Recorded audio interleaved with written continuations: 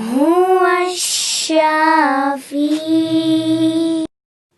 جسم انسانی اربوں خربوں سیلز یعنی خلیات کا مجموعہ ہے۔ سیل کی صحت کا دار و مدار اس کے ارد گرد کے ماحول پر منحصر ہوتا ہے، جسے ہم انٹرسٹیشل فلوئڈ کہتے ہیں۔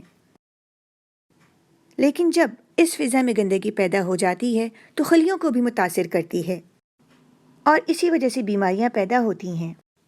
دیکھیں، ہماری باڈی میں ویسٹ مٹیریلز کو ریموو کرنے کے لیے بہت سارے عضو ہیں۔ سب سے پہلے کڈنیز کے نیفرونز جسم کے سولیبل ویسٹس کو باڈی سے ریموو کرتے ہیں۔ لنگز ہر سانس کے ذریعے آکسیجن جسم میں داخل کر رہے ہوتے ہیں اور کاربن ڈائی آکسائڈ کو جسم سے خارج کر رہے ہوتے ہیں۔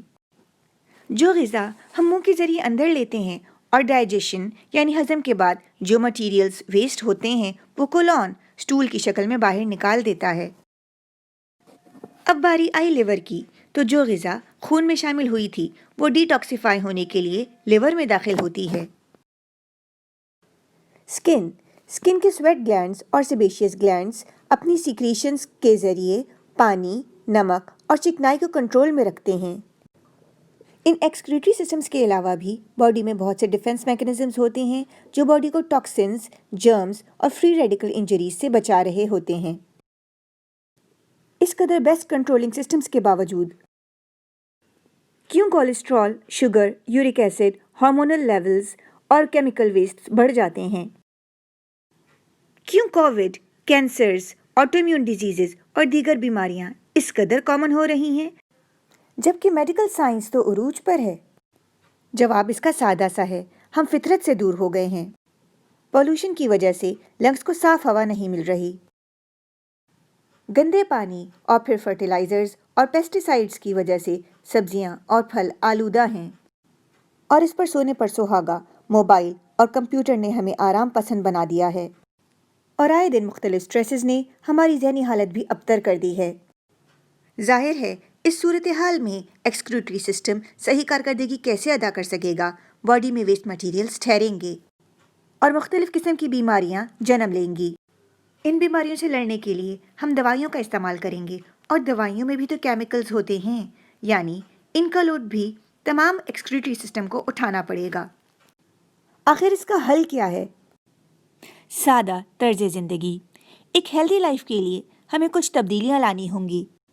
سب سے پہلے اللہ تعالیٰ سے رشتہ مضبوط کرنا، to kill our stresses and anxiety. Organic diet, غذا میں بہتری لانے کے لیے، ڈیلی ایکسرسائزز، جسم کو چست رکھنے کے لیے، اینڈ سے نو ٹو ایڈکشن۔ اور ہاں، فضا کو آلودگی سے دور رکھنے کے لیے درخت لگائیں۔ چلیں اب ہم اپنے نقطۂ نگاہ پر آ ہی جاتے ہیں۔ کیا ہجامہ اور ٹاکسک سبسٹنسز کے ریموول میں کوئی ربط پایا جاتا ہے؟ پہلے ہم یہ بتاتے چلیں، ہجامہ زمانہ قدیم سے طبی علاج کے طور پر چلا آ رہا ہے جو روئے زمین پر کئی ہزار سال سے رائج ہے، اور سنت نبوی صلی اللہ علیہ وآلہ وسلم بھی ہے۔ ہجامہ کے لفظی معنی چوسنے کے ہیں، یعنی جسم کی گندگی اور فاسد مواد کو چوس لینا۔ گو اس طریقہ علاج پر ریسرچز جاری ہیں، مگر اس کی افادیت سے قطعی طور پر انکار نہیں کیا جا سکتا۔ جس طرح کڈنی کے نیفرونز یہ بات جانتے ہیں کہ کس چیز کو جسم سے باہر نکالنا کارآمد ہے اور کس چیز کو جسم میں رکھنا، قریب اسی طرح ہجامہ کے عمل کی بائیو کیمسٹری اور فزکس بھی اس سبق کو پہچانتی ہے۔ یہی نہیں بلکہ ہجامہ سے باڈی کے ڈیفنس میکانزمز بھی پرووک ہوتے ہیں۔